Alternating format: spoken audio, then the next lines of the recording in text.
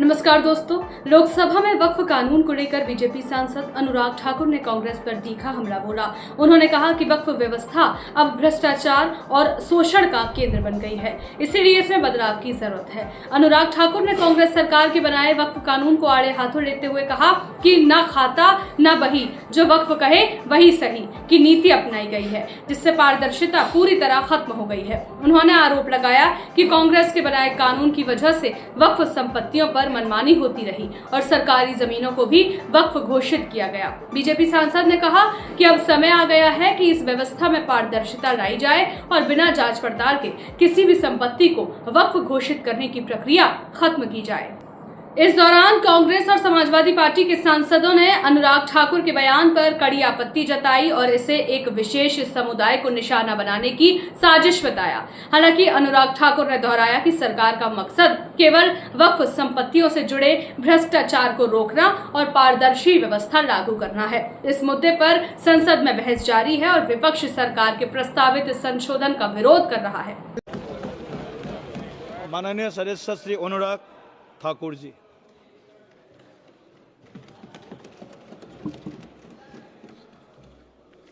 धन्यवाद सभापति महोदय। मैं माननीय प्रधानमंत्री जी को अपनी पार्टी का आभार प्रकट करता हूं, जिन्होंने मुझे वक्फ संशोधन विधेयक यानी कि उम्मीद unified Waqf management empowerment efficiency and development के समर्थन के में बोलने के लिए मौका दिया है। ये विधेयक नहीं, एक उम्मीद है। इस उम्मीद में एम्पावरमेंट है, एफिशिएंसी है, डेवलपमेंट है और कहीं ना कहीं इसी को देखकर आज जहां देश भर के लोग इसके समर्थन में हैं, वहीं Catholic bishop conference of India, church of Bharat, Kerala council of churches, Kerala Catholic bishops council और all India Sajjada Nashin council, मुस्लिम राष्ट्रीय मंच जैसी अनेक संस्थाओं ने, चर्च से लेकर मुस्लिम की अन्य सभाओं ने इसका समर्थन किया है। उसके लिए भी मैं उनका बहुत बहुत आभार प्रकट करता हूं। माननीय सभापति जी,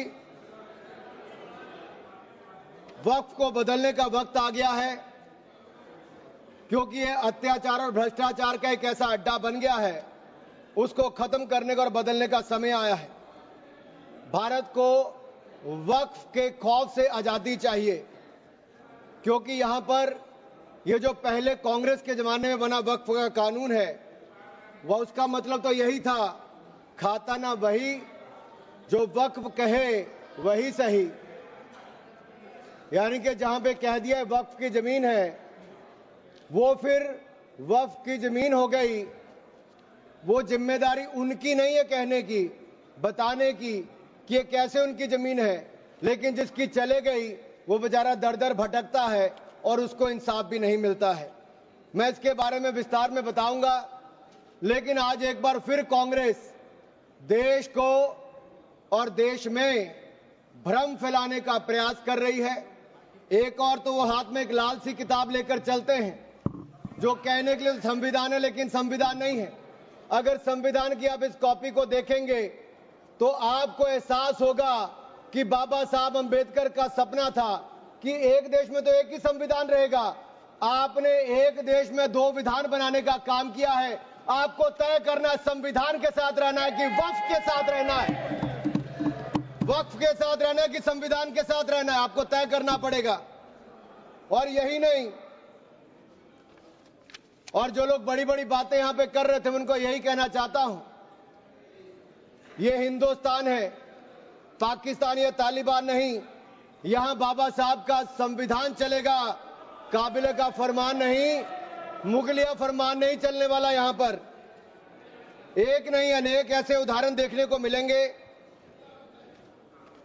माननीय सभापति जी, आज हम केवल संविधान संशोधन पर चर्चा नहीं कर रहे, लेकिन एक ऐसे समानांतर सत्ता को चुनौती दे रहे हैं जो दशकों से अनियंत्रित रूप से अस्तित्व में है। वक्फ संशोधन बिल 2025 केवल कानून में बदलाव नहीं, बल्कि एक संदेश है। संदेश स्पष्ट है कि देश में एक ही कानून चलेगा, भारत का संविधान, और भारत के संविधान के ऊपर कुछ नहीं है। वक्फ बोर्ड का उद्देश्य मुस्लिम समुदाय के कल्याण के लिए संपत्तियों का प्रबंधन करना था, लेकिन कांग्रेस और उसके सहयोगी दलों ने इस भूमि को अपारदर्शी और एक गैर जिम्मेदाराना तरीके से राजनीतिक संरक्षण देते हुए एक ऐसा साम्राज्य बनाया जहां पर इन्होंने इसको अपना वोट बैंक का एटीएम बनाकर रख दिया है। 70 सालों से इन्होंने यही किया है। 1947 में भारत ने एक विभाजन देखा है, वो एक परिवार और एक पार्टी के कारण वो विभाजन हुआ है। आज जमीन जिहाद, लैंड जिहाद के नाम पर हम दूसरा विभाजन नहीं होने देंगे, नहीं होने देंगे। एक स्पष्ट संदेश तो यहां पर देना ही चाहते हैं कि मोदी जी के राज में भारत में एक कानून, एक संविधान और एक भारत रहेगा। और एक स्पष्ट संदेश भी है, एक है तो सेफ है। और यही नहीं, हम क्या कह रहे हैं, हम कह रहे हैं कि इस बिल के माध्यम से पारदर्शिता लाएंगे। पारदर्शिता लाएंगे तो जवाबदेही भी तय करेंगे। लेकिन ये लोग जिनके लिए वोट बैंक का एटीएम है, जिनके अपने नेता भ्रष्टाचार के कई मामलों में फंसे हुए हैं, जिनके राज्यों में हजारों करोड़ रुपए के घोटाले हुए, जिनका उल्लेख मैं आगे करने वाला हूं, उस पर भी मैं आपके सामने प्रकाश डालूंगा एक के बाद दूसरी। लेकिन सवाल यह खड़ा होता है कि 70 साल से यह प्रक्रिया जो चल रही है, चाहे 1964 की बात हो, 69 की बात हो, उसके बाद एक के बाद दूसरे संशोधन आए, 95 से लेकर 2013 तक इन्होंने इस कानून को इतना ऐसा बना दिया कि इसको चुनौती देने तक का भी हक कहीं नजर नहीं आता था। ना कोई ऑडिट, ना कोई निरीक्षण, बस भूमि अधिग्रहण की बात, शहर दर शहर, गली दर गली, इस पर एक तरह से कब्जे के बाद दूसरा कब्जा करने का काम किया गया। यह धर्मनिरपेक्षता नहीं थी, ये एक नरम विभाजन की ओर ले जाने का काम था, एक नरम विभाजन की ओर ले जाने का काम था। लेकिन हमने अब इस कानून में बदलाव किया है ताकि मुस्लिम समुदाय के सभी गरीब से गरीब व्यक्ति का भी इसमें भला हो सके। मुझसे पहले एक मुस्लिम समुदाय के एक सदस्य जो कांग्रेस पार्टी से आते हैं, वो अपना भाषण कर रहे थे। मैं उनको ही कहना चाहता हूं, अशरफ, अजलफ और अर्जल, क्या इनमें भी कोई अंतर है? और राहुल गांधी जी से पूछना चाहता हूं, और अखिलेश जी यहां पर पहले ज्ञान बांट रहे थे थोड़ा सा, क्या मुस्लिम समुदाय में भी जातियां हैं? क्या भेदभाव है? क्या छुआछूत है? लाल टोपी वालों का मैं बताऊंगा, अभी 2017 में जब आपकी सरकार आने से पहले घोटाले कितने थे? एक नहीं अनेक। लेकिन इनके काले कारनामे आज खत्म हो जाएंगे सर। ये विधायक कांग्रेस की तुष्टीकरण की राजनीति का अंतिम संस्कार करने वाला है, मैं विश्वास दिलाना चाहता हूं। This will be the last nail in the coffin of Congress politics of appeasement.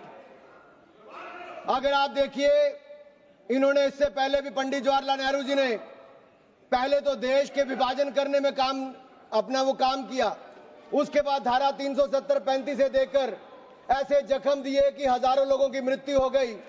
लेकिन ये नरेंद्र मोदी जी की सरकार थी जिसने धारा 370-35 को सदा के लिए खत्म करने का काम किया है। यह हमारी प्रतिबद्धता थी मुस्लिम समुदाय की बहनों की ओर। जो ट्रिपल तलाक से निजात दिलाने का किसी ने काम किया तो नरेंद्र मोदी की सरकार ने किया है। आपने तो वायदा किया था कि जो पाकिस्तान, बांग्लादेश और अफगानिस्तान में रह गए हैं उनको वहीं पर पूरा न्याय मिलेगा, लेकिन नहीं मिला। लेकिन उनको भारत में भी आकर अगर उनको नागरिकता देने की बात थी तो आपकी सरकार में 60 सालों में नहीं हुआ। सीएए कानून किसने बनाया? तो वो भी नरेंद्र मोदी की सरकार ने बनाकर वो काम किया है। मैं एक बात और इसमें कहना चाहता हूं, अगर इसमें एक के बाद दूसरा देखा जाए, कांग्रेस ने कहीं ना कहीं और कांग्रेस के सहयोगी दलों ने वोट बैंक के लिए संविधान का सौदा कर लिया है। और ये सौदा ही किया है, तभी तो हमने एक के बाद दूसरे उदाहरण देकर कहा कि आपने कैसे उसको अपना वोट बैंक की एटीएम बना के रखा। लेकिन ये जो बिल है ये अन्याय की जड़ पर प्रहार है, और इस प्रहार के बाद सबको न्याय, न्याय और न्याय ही मिलने वाला है। हमने कहा है कि प्रत्येक वक्फ संपत्ति रजिस्टर हो, पंजीकृत हो, उसके आंकड़े होने चाहिए और हर झगड़ा कानून के अंतर्गत हल हो, किसी डर और भय के अंतर्गत ना हो। आपको इस बात का क्यों डर है अगर किसी को न्याय मिलता है, ट्रिब्यूनल के बाद अगर कोई हाई कोर्ट सुप्रीम कोर्ट जाना चाहता है तो आप क्यों रोकते हो? देश में हर कानून के अंतर्गत, चाहे इनकम टैक्स का हो या कोई भी हो, आप एक के बाद दूसरे कोर्ट जा सकते हो, लेकिन वक्त में ये कानूनी रोक क्यों लगा कर रखी थी? ये बिल जो कहा गया किसी धर्म के खिलाफ, ये बिल किसी धर्म के खिलाफ नहीं है। यह बिल भ्रष्टाचार, धोखा और धार्मिक सामंतवाद के खिलाफ है और हम इसके खिलाफ रहेंगे। ये बात स्पष्ट है कि ये आस्था का विषय नहीं है। As long as Prime Minister Modi is the PM, the shops of appeasement will remain shut. This bill is not about Hindu versus Muslim. This is law versus lawlessness, constitution versus corruption, Bharat versus internal partition. और ये partition एक बार हो गया, अब आपके कारनामों के कारण बार बार नहीं होने देंगे। सर, मैं एक अंतर्राष्ट्रीय स्तर पे क्या परिस्थितियां वो थोड़ा बताना चाहता हूं। टर्की में 1923 के बाद 1924 में मिनिस्ट्री ऑफ वक्फ इसको एबॉलिश कर दिया गया और वहां पे जनरल डायरेक्टरेट ऑफ फाउंडेशन बना, जो रेस्टोरेशन, मेंटेनेंस और यूटिलाइजेशन वक्फ प्रॉपर्टीज का करता है। और ये इसके बाद इसको लोगों की भलाई के काम के लिए पैसा लगाता है। कुवैत में भी ministry of Waqf and Islamic affairs है। ये एसेट, मस्जिद, स्कूल, अस्पताल, इन सबका देखरेख करता है और मॉडर्नाइजेशन के माध्यम से, टेक्नोलॉजी के माध्यम से इसका फायदा उठाते डिजिटलाइजेशन किया है। लेबनान में ministry of endowments and Islamic affairs है, जो इसकी मैनेजमेंट और यूटिलाइजेशन को सारे को देखती है और चैरिटेबल और कम्युनिटी के काम को देखती है। सीरिया में भी मिनिस्ट्री ऑफ वक्फ है, जहां पर एप्रोप्रिएट यूज हो, रेवेन्यू हो, चैरिटेबल पर्पस हो, उसके लिए काम किया जाता है। इराक में भी सुन्नी एंडोमेंट और शिया एंडोमेंट ऑफिस है और ये भी सीधा सेंट्रलाइज फ्रेमवर्क के माध्यम से काम करता है। सऊदी अरेबिया में जनरल अथॉरिटी ऑफ वक्फ है, जो इंडिपेंडेंट पब्लिक बॉडी है। सिंगापुर में MUIS है, जो स्टैट्यूटरी बॉडी है, वो मिनिस्ट्री ऑफ कम्युनिटी डेवलपमेंट के अंतर्गत है। ये वक्फ मैनेजमेंट के डिजिटल सिस्टम के माध्यम से काम करता है। इंडोनेशिया में भी इंडोनेशियन वक्फ बोर्ड है, जो इंश्योर करता है अच्छे काम करने के लिए, उनके भलाई के लिए। तुनिसिया में भी, इजिप्ट में भी, रशिया में भी, फ्रांस में इसी तरह पे काम किया गया है। लेकिन यहां पर ऐसा नहीं किया गया, यहां पे इसके खिलाफ ही काम करते रहे। चंद लोगों के हाथ में, राहुल गांधी जी कहते हैं कि चंद लोगों के हाथ में देश की संपत्ति है। राहुल गांधी जी सदन में नहीं, लेकिन मैं उनको बताना चाहता हूं, मात्र 200 लोगों के हाथ में अपने वक्फ बोर्ड दे रखे हैं और देश की लाखों करोड़ रुपए की संपत्ति उनको दे रखी है। क्या उनसे छुटकारा दिलाना चाहिए कि नहीं दिलाना चाहिए? क्या आम मुस्लिम को उसका लाभ मिलना चाहिए कि नहीं मिलना चाहिए? क्या मुस्लिम महिलाओं को, बच्चों को लाभ मिलना चाहिए कि नहीं मिलना चाहिए? क्या विधवाओं को लाभ मिलना चाहिए कि नहीं मिलना चाहिए?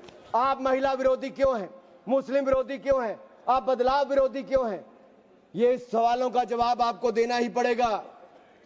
सर, एक कहावत है जो यहां पर बाहर कहा जाता है कि पता है यहां से बहुत दूर, पता है यहां से बहुत दूर और गलत और सही के पार एक मैदान है।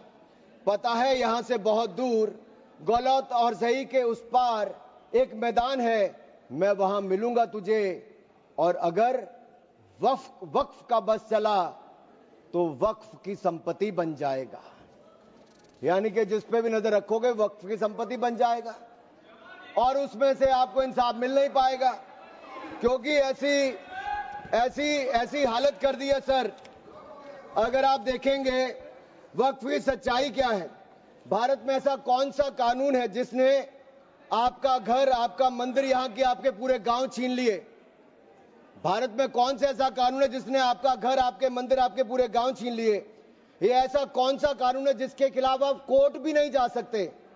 ये कौन सा ऐसा कानून है जो संविधान से भी ऊपर है?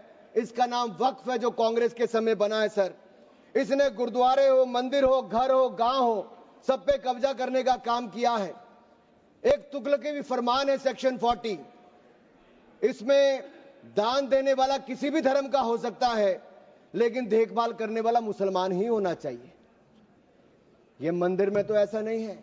सरकारें मंदिर का, ये कर्नाटक की सरकार है कांग्रेस की, 450 करोड़ रुपया साल का आप इकट्ठा करते हैं, कहां खर्च करते हैं? कौन जवाब देता है उसका? एक एक रुपए का हिसाब आपको देना चाहिए था। क्या किसी मस्जिद का पैसा आपने लिया? क्या किसी वक्फ बोर्ड का पैसा आपने लिया? लेकिन कर्नाटक में जो घोटाले हुए सर, उसमें इनके राष्ट्रीय अध्यक्ष मल्लिकार्जुन खड़गे जी का नाम भी आता है, जहां पर क्या हुआ सर, यही नहीं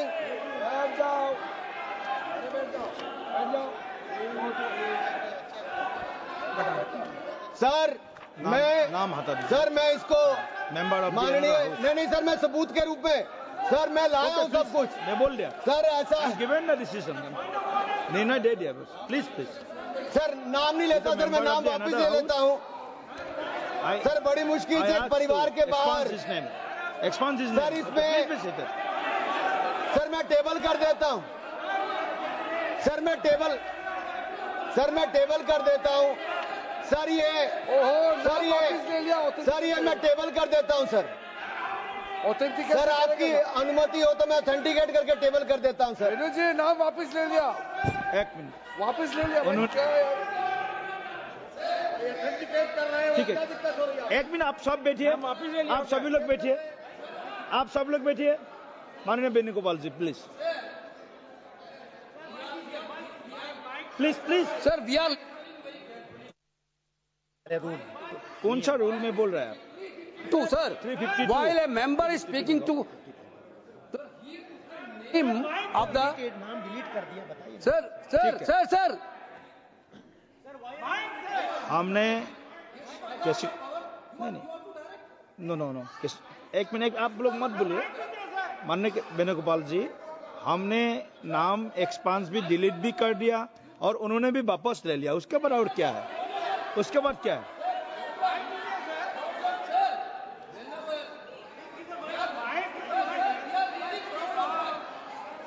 माइक दीजिए, माइक एक मिनट वेणुगोपाल जी बोलिए, आप वेणुगोपाल जी बोलिए please be seated, all members please seated. Sir, while he's speaking, he's totally misled the House. Not only misleading the House, he took the name of Honorable Leader of Opposition of Rajya Sabha here in a very bad way. We are really proud, sir, we are really proud of that. We are having a Congress president who came from the grassroots level of this country. Okay. With so much power. He didn't like Mallikarjuna Kharge ji because he is leading by his casteism. Okay, thank you please continue sir आज माननीय सभापति जी, आखिरकार कांग्रेस ने अपनी जातिवादी सोच को सामने ले ही आए।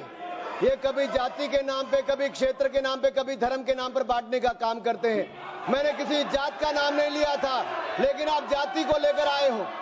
और यही नहीं सर, ये रिपोर्ट देखिए, ये विधानसभा, कर्नाटक की विधानसभा में कांग्रेस के एक नहीं अनेक नेताओं के नाम आए जिन्होंने वक्फ की प्रॉपर्टी को खाने का काम किया है, हजारों करोड़ के घोटाले करने का काम किया है। इसीलिए आप लोग पारदर्शिता नहीं चाहते, इसीलिए आप लोग ट्रांसपेरेंसी नहीं चाहते, इसीलिए आप लोग जवाब नहीं चाहते। सर मैं इसको ऑथेंटिकेट करके रिपोर्ट को रखना चाहता हूं सर। यही नहीं, ये तुगलकी फरमान जो थे, मैं कर देता हूं सर। अगर किसी की संपत्ति जिसके ऊपर उन्होंने कब्जा कर लिया हो सर, इसको साबित करने से उनको वक्फ साबित नहीं करना सर। ये जिसकी प्रॉपर्टी है बेचारा, उसको धक्के खाने पड़ते एक से जगह दूसरी जगह के लिए सर। ये आम व्यक्ति के लिए एक अभिशाप है। अगर सरकारी जमीन छीनी जा सकती है, गांव के गांव छीने जा सकते, तो आप कल्पना कीजिए आम इंसान की प्रॉपर्टी को कैसे किया जाएगा सर। नो ऑब्जेक्शन सर्टिफिकेट लेके जाना पड़ता है सर। वक्फ का साम्राज्य इतना बड़ा हो गया कि 9 लाख एकड़ जमीन जो लाखों करोड़ की है। सच्चर कमेटी कब बनी? आपकी सरकार के समय बनी। 2006 में उसकी रिपोर्ट आई। आप क्यों हाथ पे हाथ धर के बैठे रहे? क्यों बैठे रहे? उन्होंने कहा था कि साल का 12,000 करोड़ रुपए की आमदन हो सकती है। पिछले 20 सालों में 2.5 लाख करोड़ रुपए की आमदन हो गई होती।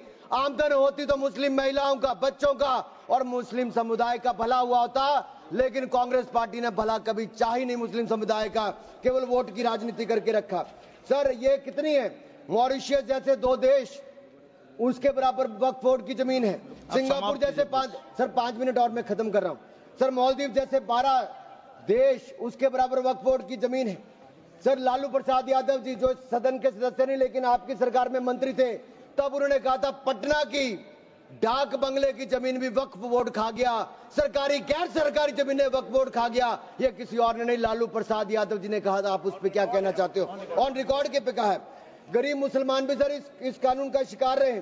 सर राजस्थान में रामगंज में वक्फ बोर्ड द्वारा मुसलमानों की जमीनें खाली करा दी, मुस्लिम महिला मर गई। उत्तर प्रदेश में लाल टोपी वालों की सरकार में सर ये लाल टोपी के काले कारनामे उत्तर प्रदेश में देखे हैं। इनके उस समय के मंत्री ने सैकड़ों एकड़ जमीन खा गए वहां पे बैठ के आप लोग।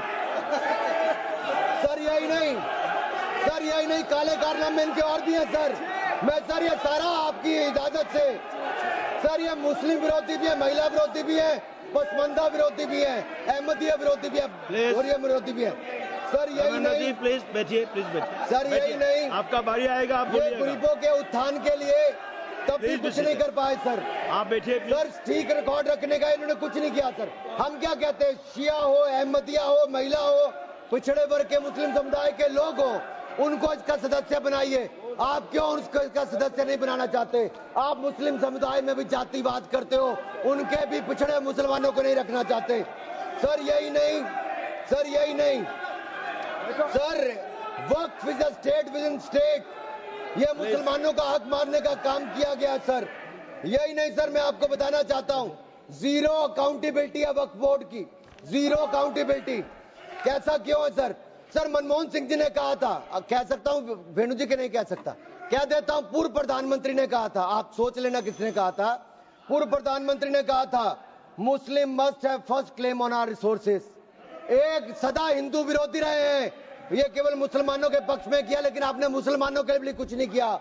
अगर मुसलमानों को पक्के मकान, पीने का पानी, अच्छी शिक्षा, भोजन, ये सब किसी ने दिया है तो नरेंद्र मोदी जी की सरकार ने दिया है। धन्यवाद। यही नहीं सर 3 मिनट में और सर खत्म कर रहा हूँ। 1 मिनट में खत्म कीजिए। सर 1 मिनट में हो नहीं पाएगा सर। सर ये देखिए सर, मैं रिपोर्ट लाया हूं सर, कहां से कहां तक इन्होंने राज्य दर राज्य कैसे हिंदुस्तान की जमीनों पे कब्जा किया है। सर ये देखिए सर, आंकड़े आपको दिखाते हैं, एक राज्य नहीं सर, केरल में ये कहते तो हैं कि ये वायनाड के बेटे हैं, बेटी हैं, लेकिन वहां पे भी वक्फ का कहर जारी है सर। पापी वोट बैंक का सवाल है, आप वायनाड में भी चुप रहते हो, कुछ करते नहीं हो, और वायनाड का रहनुमा कहने वाली आज गायब है, और वहां पर भी उनकी संपत्तियों पर हो रहा है सर। इसलिए चर्च ने भी कहा सर, केरल में तो रोज ऐसे हो रहा है सर, बेलगाम हो चुका वक्फ बोर्ड, किसानों, मजदूरों, हिंदुओं की जमीनों को इविक्शन नोटिस दे रहा है सर। एर्नाकुलम में सर 404 एकड़ जमीन पर दावा ठोक दिया है, 604 पिछड़े ईसाई और हिंदू परिवारों के घर छीन लिए। त्रावणकोर में सर राज परिवार की जमीन खा गए। केरल में कांग्रेस और वामदल ने मिलकर बिल पास कर दिया। कर्नाटक में 15,000 एकड़ की कहानी मैं आपको बता चुका हूं। तिरुचिरापल्ली में सर इन्होंने एक गांव में 1500 साल पुराने प्राचीन मंदिर के साथ लगती जमीन सर इस पे कब्जा करने की बात कही। सर सूरत के नगर निगम में सर मुगलों की संपत्ति बताने का काम किया सर। नगर निगम को भी सर बेट द्वारका के 2 द्वीपों पर दावा ठोक दिया है। क्या भगवान कृष्ण से पहले इस्लाम धर्म आ गया था? क्या भगवान कृष्ण से पहले इस्लाम धर्म आ गया था?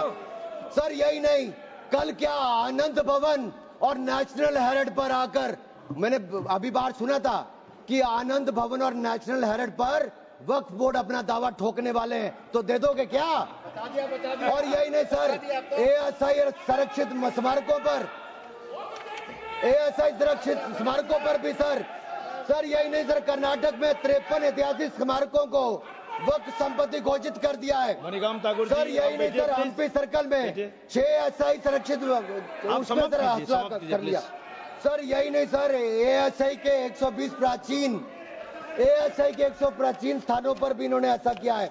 सर ये किसान कल्याण की तो राहुल जी बात करते हैं, लेकिन कर्नाटक में इनकी सरकार में 15,000 एकड़ जमीन किसानों की छीनने का काम आपकी सरकार ने आपके वक्त में किया है। सर यह किसान विरोधी है, ये महिला विरोधी है, और मैं इन सबसे कहना चाहता हूं सर, ऐसे काम नहीं चलेगा।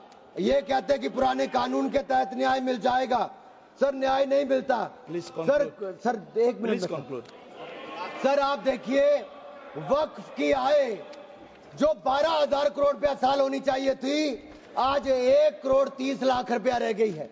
कौन खा रहा है पैसा वक्फ बोर्ड का? कांग्रेस के नेताओं के नाम आते हैं। सर यही नहीं, पश्चिम बंगाल में 1100 करोड़ रुपए का, तमिलनाडु में 2000 करोड़ रुपए का, महाराष्ट्र में हजारों करोड़ रुपए के घोटाले हुए। इन सब की सरकारों में कहे गए। मैं सारे सबूत लाया हूं, सारी रिपोर्ट्स लाया हूं। आपका अनुरोध करता हूं सर कि सारे के सारे ऑथेंटिकेट करके मुझे रखने का मौका दिया जाए। ये विपक्षी दल क्योंकि ये भ्रष्टाचार में जुड़े हुए हैं, हम वक्फ बोर्ड के भ्रष्टाचार को खत्म करना चाहते हैं। धन्यवाद सर। ये बस ये तेरे आखिरी लाइन है सर। ये नेशनल हेराल्ड में छपा है कि महाराष्ट्र में हजारों करोड़ रुपए का घोटाला, महाराष्ट्र में छपा नेशनल हेराल्ड में, और नेशनल हेराल्ड के घोटाले के रूप में कांग्रेस के एक नेता बेल पर है जो अपनी सेवाएं यहां पर दे रहे हैं। उसी नेशनल हेराल्ड में लिखा गया है ये कांग्रेस पंचतंत्र का वो बंदर है जहां रोटी के बंटवारे के नाम पर ये सारी रोटियां खा जाते हैं सर। सर ये मंदिरों की जमीन संपत्ति के नाम, ये विशेष कानून इसके लिए क्यों नहीं है सर? ये वक्फ के लिए क्यों है सर? इनका विचार साफ नजर आता है सर।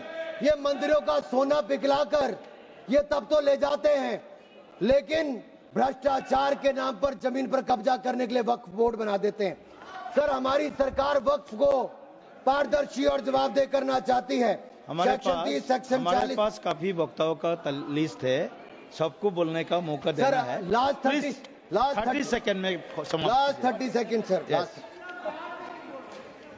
सर आपने कहा था कि कोई बीच में टोका टोकी नहीं करेगा, लेकिन इन्होंने तो एक ऐसा जमींदार खड़ा कर दिया है जो एक नहीं अनेक ऐसी हजारों करोड़ रुपए की संपत्तियां खा गए। और कर्नाटक के कुछ नेताओं के, कांग्रेस के नेताओं के नाम मैं सर ले सकता हूं जिनका रिपोर्ट में नाम आया सर, विधानसभा में रिपोर्ट आई है सर। सिटिंग विधायक है, पूर्व विधायक, पूर्व मंत्री, राज्यसभा के प्रतिपक्ष के नेता हैं। ये वक्फ की प्रॉपर्टियों पे कब्जा करने वाले, पैसा खाने वाले हैं। और यहां तक कि एक 5 स्टार होटल का भी सुलह कराने के लिए इन्होंने कही। सर मैं इतना ही कहना चाहता हूं, ये बिल मुस्लिमों के जीवन में एक बड़ा बदलाव लाएगा। हर वर्ष हजारों करोड़ कमाने का प्रावधान करके दिखाएगा। अच्छी शिक्षा, अच्छी सुविधाएं, अच्छे मकान, अच्छा इलाज और अच्छा भविष्य देने का काम ये नरेंद्र मोदी की सरकार में वक्फ बोर्ड का संशोधन बिल उम्मीद के माध्यम से एक नई उम्मीद बांध कर दिखाएगा, नई उम्मीद बांध कर दिखाएगा। बहुत बहुत धन्यवाद। माननीय सदस्य।